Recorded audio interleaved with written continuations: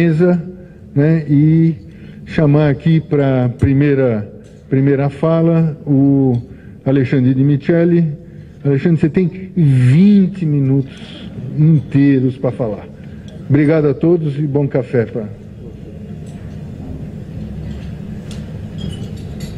Bom dia a todos.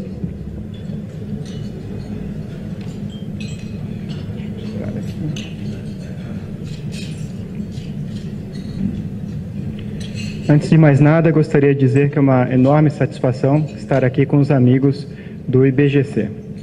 Bom, eu vou começar apresentando a agenda do material que preparei, tendo em vista, obviamente, os objetivos desta sessão. Inicialmente, vou falar sobre o que mudou nos conselhos de administração nesses últimos 10 anos. Quer dizer, a ideia vai ser fazer um balanço, tanto do ponto de vista quantitativo, quer dizer, com base em algumas evidências empíricas coletadas junto a empresas, quanto do ponto de vista mais qualitativo. Na sequência, gostaria de falar um pouquinho sobre quais são os temas correntes, né, os principais temas correntes que discutimos hoje em relação aos conselhos de administração. E, por fim, finalizarei com a apresentação de algumas práticas selecionadas de governança consideradas atualmente como do estado da arte, quando discutimos aí a questão dos conselhos. Pois bem, vamos lá com os aspectos quantitativos inicialmente. Os dados que os senhores veem nessa tabela foram coletados junto a grandes empresas que fizeram parte do índice Bovespa ao final dos anos de 2001, 2006 e 2011. Então, essa é uma amostra por trás desses números, composta, sem dúvida, pelas maiores empresas do país. A relação completa está disponível no material, que a partir de amanhã vai estar no site do Instituto, que vai ter vários, apêndices.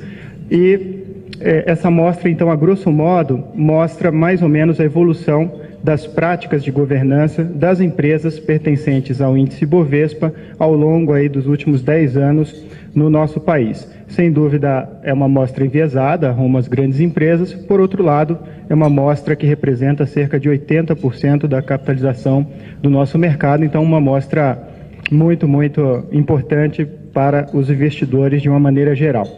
Indo diretamente aos números, percebemos inicialmente que o tamanho do Conselho de Administração permaneceu inalterado nesse período, quer dizer, ele oscila aí com uma média de cerca de 9 pessoas. Porém, nos demais parâmetros de governança, observamos uma mudança substancial nesses últimos 10 anos e, felizmente, todas elas rumo às práticas recomendadas de governança.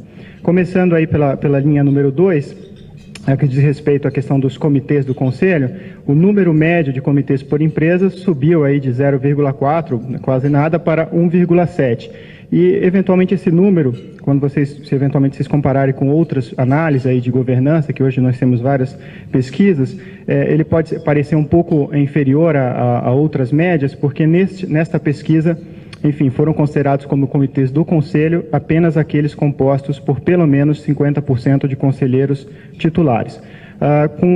Sob o mesmo critério, o percentual de empresas com comitê de auditoria subiu de 8% para 35%, o percentual de empresas com comitê de remuneração subiu de 13% para 44%. Outro indicador interessante diz respeito ao número de reuniões do Conselho de Administração, quer dizer, os conselhos passaram a se reunir com uma frequência maior, o que denota uma maior atividade. Os asteriscos, aí ao final, mostram que essas médias, ao final de 2001, são médias estatisticamente diferentes mesmo das médias ao final de 2001, com um nível de significância de 1%. Continuando ainda na questão dos dados, observamos que a proporção de empresas com separação dos cargos-chave, diretor-presidente e presidente do Conselho, pessoas diferentes, naturalmente, subiu de 70% para 91% nesses 10 anos, assim como, ainda em relação à questão da composição do Conselho, aumentou a proporção de conselheiros considerados independentes, aí de 9% para 25%, e de conselheiros eleitos por minoritários, de 10% para 24%. Claro que isso tem uma relação com uma certa dispersão acionária maior, o que leva a um maior número de conselheiros eleitos por não controladores. Muitas desses parâmetros mudaram no sentido das práticas recomendadas, mas, por outro lado, observamos uma estagnação do número de mulheres no Conselho de Administração nesses 10 anos, aí, ao redor de 6% nas grandes empresas. Então, a tendência ainda não é de uma diversidade maior, que hoje é um tema bastante abordado e que eu vou mencionar um pouco mais adiante, ainda não é de uma proporção maior de mulheres no Conselho, pelo menos nesses últimos 10 anos, e, obviamente, nesse ritmo, continuaremos aí nesse patamar nos anos vindouros. Pois bem, saindo do aspecto quantitativo, eu gostaria de abordar um pouco algumas questões mais qualitativas do que mudou, né, nesse período. Em primeiro lugar, sem dúvida, as expectativas da sociedade em relação ao papel do Conselho, né? Então, antes havia uma expectativa baixa, os conselhos eram dados meio que como órgãos quase que figurativos, de uma maneira geral, claro, e agora, sem dúvida, as expectativas são muito mais elevadas em relação aos papéis do Conselho de Administração. Quer dizer, os conselhos atualmente são vistos como os responsáveis, em última instância, não só pelo resultado de suas companhias, como também pelos riscos que elas vêm assumir. E ainda nesse tema, eu gostaria de fazer uma pequena digressão para ilustrar o que eu quero dizer, por meio desse quadro que vocês estão vendo, que mostra, de certa forma, a percepção de aumento, digamos, da carga ou de papéis do Conselho de Administração ao longo dos anos. Quer dizer, há 10 anos atrás, o Conselho, de uma maneira geral, além de acompanhar orçamentos, opinava sobre algumas matérias de cunho estratégico. E, ao longo do tempo, passou-se a esperar cada vez mais uma atuação do Conselho também na supervisão, no monitoramento da gestão diária dos executivos, inclusive no que concerne a questões éticas e culturais. Também passou-se a esperar não só a formulação de políticas, mas também o cumprimento das políticas por parte da gestão, quer dizer, o Conselho, em última instância, como responsável pelo cumprimento das políticas, ou pelo menos da presença de sistemas que assegurem o cumprimento dessas políticas. E, por fim, mais recentemente, aí de uma abordagem mais externa à companhia, o papel do Conselho de Administração no relacionamento com investidores, principalmente, claro, empresas com estruturas mais pulverizadas, e os conselhos sendo vistos aí como órgãos que devem assegurar uma boa prestação de contas e transparência, né, de uma maneira geral, não só relativa às informações financeiras das companhias. Bom, voltando à questão aí qualitativa, outra coisa que mudou, sem dúvida, né, todos perceberam, foi a pressão exercida tanto pelos reguladores quanto pela mídia, que eu coloquei como a mídia ativista, né? Hoje você tem muito mais jornalistas dedicados aí à questão empresarial, às questões de governança, e que estão sempre de olho, né, nas ações dos conselhos e dos conselheiros individualmente. Outra mudança interessante diz respeito à questão da centralização do poder decisório nas empresas. Então, sem dúvida, né, o nosso modelo tem a figura, em geral, do acionista controlador, e antes, muitas vezes, esse controlador atuava aí como diretor-presidente e, portanto, tomava as principais decisões do negócio. Nos últimos 10 anos, com a pressão pela separação de cargos, de diretor-presidente e presidente do conselho, o que houve é que muitos, principalmente controladores, claro, eles migraram para a função de presidência do conselho, mas continuaram na prática tomando as principais decisões de negócio, pelo menos as mais relevantes. Então, se pensarmos hoje em líderes empresariais como Abílio Diniz, Rubens Ometo, Aiko Batista, no caso da MMX, em todos esses casos, esses personagens são presidentes do Conselho de Administração, não são diretores-presidentes. Acho que poucos, inclusive, devem conhecer que os CEOs dessas empresas. E, no final das contas, nós todos temos a percepção de que são esses personagens que lideram suas companhias e tomam as principais decisões. Então, em tese, eles não deveriam ter grande poder decisório, já que, como presidentes do Conselho, pelo menos até onde entenda, são conselheiros como outros quaisquer, no sentido de decisão, mas, na prática, acabam tendo um poder que é algo diferente do que havia antes.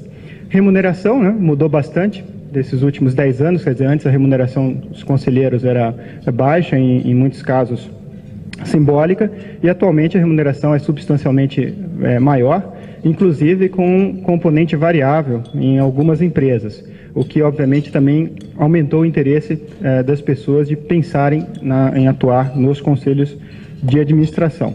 E a punição, a responsabilização individual dos conselheiros, antes inexistente há 10 anos atrás, e hoje com um precedente relevante, no caso aí que todos conhecem da Sadia, e que inclusive também esse caso ilustra a questão do papel do presidente do Conselho, né? Se vocês lerem aí os autos do julgamento, você tem uma situação que o presidente do Conselho, ele dava expediente diário, ele, de certa forma, esperava-se, né, pelo menos que ele monitorasse a atuação do diretor financeiro, alguns argumentos que ele até aprovava certas operações. Então, é uma situação que, organizacionalmente, não é muito bem resolvida com essa questão da presidência do Conselho de Administração. Bom, saindo desse balanço, né, desse rápido ou rapidíssimo panorama, para aproveitar os meus 20 minutos aqui de fama, né, vou falar um pouco agora sobre temas correntes, quer dizer, o que se discute hoje de maneira central em termos de conselho de administração, não só no Brasil, mas também no mundo. O primeiro aspecto diz respeito a um foco muito mais no funcionamento do conselho e dos comitês do que na sua composição. Quer dizer, a discussão inicial se deu muito na entrada do sistema de governança, quer dizer, quais órgãos estariam lá e quem deveria compor esses órgãos. Hoje a discussão é muito mais no sentido de como esses órgãos funcionam e quais são as saídas desse sistema de governança, as decisões que são tomadas. Portanto, não adianta você ter um time cheio de estrelas. O que interessa realmente é se o time joga bem ou não. O que interessa é o resultado no final das contas. E isso naturalmente vale para conselhos de administração. O segundo tema diz respeito a um foco muito maior na efetividade dos conselheiros do que apenas na questão da independência. Quer dizer, durante anos nós ficamos conversando sobre a importância de se ter conselheiros sem um conflito estrutural com a companhia ou com os gestores. E hoje a gente vê que isso não é suficiente. O conselheiro precisa não só ter independência, mas também dedicação de tempo, conhecimento e, principalmente, eu diria, incentivos, né? Quer dizer, ele tem que estar motivado a se envolver com a companhia. Terceiro aspecto diz respeito a um foco maior no aprimoramento do processo decisório do Conselho de Administração. Quer dizer, o Conselho, no final das contas, pode ser visto como um grupo de trabalho que precisa extrair o máximo dos seus participantes a fim de tomar as melhores decisões no interesse de longo prazo do negócio. A questão é como fazer com que esse órgão, com esse grupo, tome melhores decisões. Existem duas vertentes de discussão. Uma diz respeito à questão da diversidade, quer dizer, aumentar a possibilidade de visões diferentes e de novas ideias no órgão e de diferentes pontos de vista. E quando falamos em diversidade de gênero, de formações acadêmicas, de experiências profissionais, de idade. E, naturalmente, dentro desse tema diversidade, o que vem centralizando as atenções é a questão da diversidade de gênero, que é um tema, do meu ponto de vista, que ainda não foi abordado com tanta profundidade aqui no Brasil. Acho que a gente precisa refletir mais sobre várias implicações e, recentemente, até passei a me envolver numa pesquisa com pesquisadoras da Direito GV para a gente poder entender melhor, não só a questão da melhora ou não das decisões, mas questões relativas a direitos das mulheres, etc. E também, ainda nesse tema de aprimoramento da decisão do Conselho, a adoção de processos decisórios ou de técnicas decisórias inovadoras. Quer dizer, a forma como, pelo menos a maioria dos conselhos opera, ainda é uma fórmula um pouco arcaica. Quer dizer, geralmente vem o cidadão, apresenta uma tonelada de informações com um certo interesse num resultado, muitas vezes, né, a pessoa que apresenta, e, de certa forma, você tem menos debate e as pessoas acabam seguindo, digamos, o grupo em muitas ocasiões. Você não aproveita o que as pessoas têm de melhor. E existem muitas outras técnicas decisórias que podem vir a ser discutidas. Por exemplo, existem autores que pregam que deveria haver o papel do advogado-diabo no Conselho. Para cada matéria, você deveria alocar uma pessoa que deveria se concentrar apenas em pontos de vista dissonantes, contrários, para questionar aquilo, para bater um pouco de frente, de forma que você fomentasse maior debate. E existem muitas outras técnicas, eu elenquei acho que umas 8 ou 10 técnicas no material completo que vocês vão receber e que existem aí os links, que eu não vou poder me aprofundar agora em função, naturalmente, do tempo. Quarto tema corrente diz respeito à necessidade de aprimoramento dos critérios, né, do processo de seleção de novos conselheiros. Quer dizer, deve-se pensar muito mais em critérios objetivos e em necessidades que a empresa tem e que o órgão tem, em termos de expertise, etc., do que inicialmente em nomes. Quer dizer, geralmente você pensa primeiro na pessoa e depois se ela se adequa ao órgão. Na verdade, isso, a pessoa é uma consequência, né, naturalmente, de alguns critérios e de algumas necessidades. Então, formalizar um pouco mais esse processo de seleção de conselheiros é algo importante atualmente. E, por fim, para finalizar esta sessão, um reforço, né, do papel dos conselheiros, tanto no aculturamento quanto na conscientização dos executivos em relação aos padrões éticos esperados e ao cumprimento das regras. Quer dizer, os conselheiros têm que se ver como agentes internos à organização, não externos, e eles devem fomentar esse chamado tom ético na alta gestão. Se a gente pegar o caso recente do Banco Pan-Americano, vemos claramente que o Conselho falhou, né, nessa atribuição de definir e de exigir elevados padrões éticos da gestão da companhia. Então, o Conselho se envolvendo cada vez mais na questão cultural e de aculturamento dos conselheiros.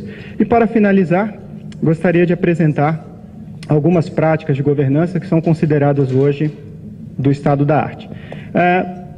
Primeiro conjunto de práticas, não tem jeito, né? Diz respeito ao aumento da transparência. Sem dúvida, a transparência aumentou nos últimos anos, principalmente com o advento do formulário de referência, mas existem muitas outras possibilidades.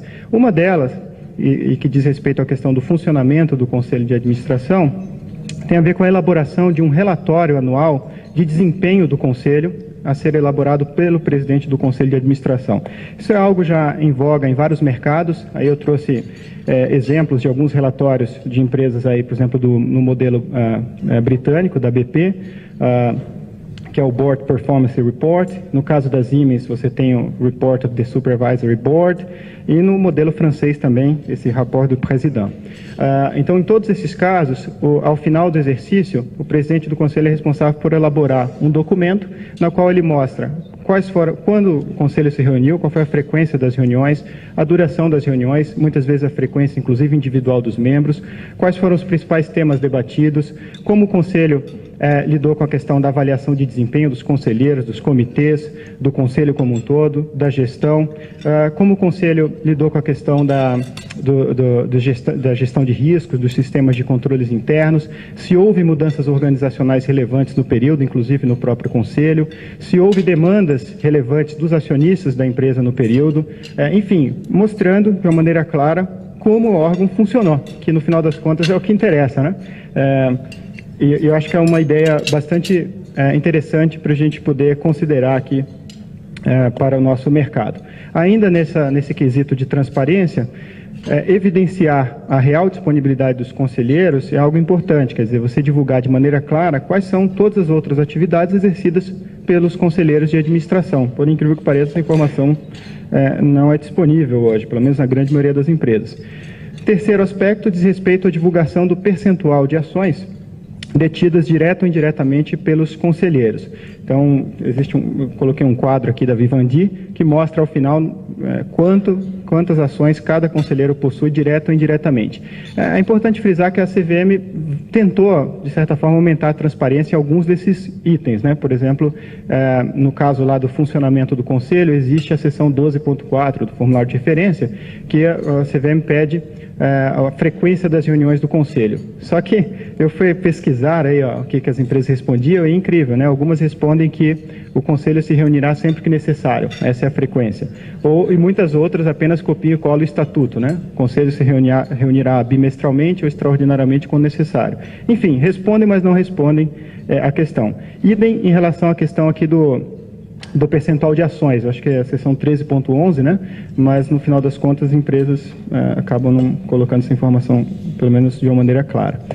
Segunda prática aí do estado da arte, que eu acho muito interessante, diz respeito a uma reflexão periódica do Conselho em relação a todos os vínculos que os conselheiros têm com a companhia para, ao final de cada exercício, elencar os conselheiros considerados como independentes. Então, acho bastante interessante o modelo francês, que eu até coloquei aqui um extrato do relatório lá da Total, Qual que é o modelo francês? O regulador apresenta lá o checklist do que seria um conselheiro independente, idealmente.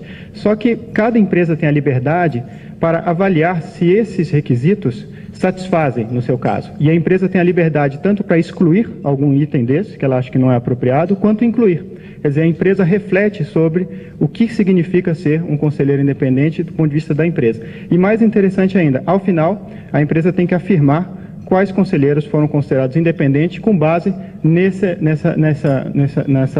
identificação de independência da empresa. Por que eu acho bastante interessante isso? Porque quando você coloca só o checklist, muitas vezes a empresa não procura o conselheiro independente, ela procura o conselheiro que se encaixa como independente. E aí existe uma distância grande entre uma coisa e outra muitas vezes, né? E nesse caso você força a empresa a pensar um pouco mais e a empresa se compromete, quer dizer, se posteriormente foi identificado que o conselheiro não era tão independente assim, que ele tinha outros laços, enfim, as coisas podem ficar mais complicadas para a companhia. Então, o checklist, ele dá um incentivo muito grande para você burlar a regra, né? Quer dizer, você segue, mas não segue na essência. Existe algo similar no modelo britânico, coloquei extratos do relatório da Shell, da British Petroleum, em que no final das contas o conselho vai lá e diz, olha, de acordo com a nossa análise, com a nossa reflexão, os conselheiros XYZ foram considerados independentes. Terceira prática, sem dúvida, né, a elaboração de regras claras para situações envolvendo conflito de interesses, incluindo transações com partes relacionadas. Há vários estudos sendo feitos aqui no país sobre isso e quase todos mostram, ou todos, pelo menos que eu tenho conhecimento, que as empresas ainda não abordam essa questão de uma maneira muito estruturada.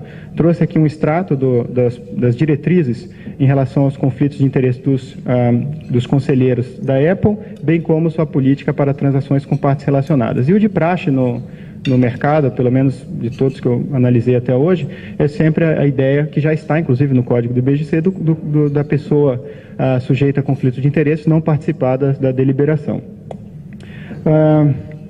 Quarto item diz respeito à questão das contribuições políticas e doações. Acho que esse é um outro tema que ficou muito evidente também no caso do Pan-Americano, da necessidade do Conselho se envolver mais e definir regras para contribuições políticas e doações, garantir, né, a supervisão, quer dizer, supervisionar se essas regras estão sendo cumpridas ou não, e ao final apresentar de maneira mais transparente quais foram as doações, no final das contas, dos recursos dos acionistas para essas iniciativas. Trouxe aqui a política lá da Coca-Cola sobre contribuições políticas e com um quadro bem interessante abaixo, que vocês podem ver, que ela segrega por congressista, quer dizer, quanto cada congressista recebeu direto ou indiretamente da companhia. Quinto tema, para finalizar, diz respeito à atuação dos conselheiros junto a investidores, no sentido de eles abrirem um canal de comunicação. Quer dizer, cada vez mais é importante que principalmente o presidente do conselho e os coordenadores dos comitês, eles compareçam às assembleias, claro, o presidente do conselho sempre vai, mas os coordenadores dos comitês nem sempre, e que tenham um espaço, um canal de diálogo com investidores para ouvir seus principais questionamentos. Sem dúvida, essa é uma prática que tende a ser mais relevante em empresas com estruturas mais dispersas, mas que hoje reforça-se muito aí internacionalmente. Trouxe aqui também um extrato ainda do relatório da ABP, no qual eles apresentam ao final do exercício quantas vezes lá o presidente do conselho e os coordenadores do comitê conversaram com investidores, em que circunstâncias, e também mostra uma relação dos principais pontos levantados pelos acionistas.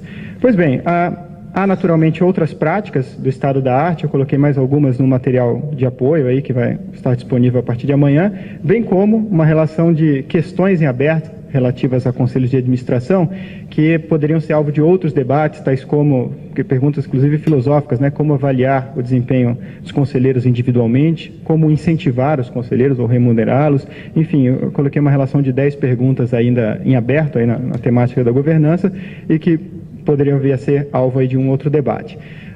Espero que tenha conseguido atender aí a questão do tempo, né? E que, enfim, esse material seja útil para a gente poder, a partir de agora, discutirmos em cima dele. Muito obrigado, é uma satisfação estar aqui.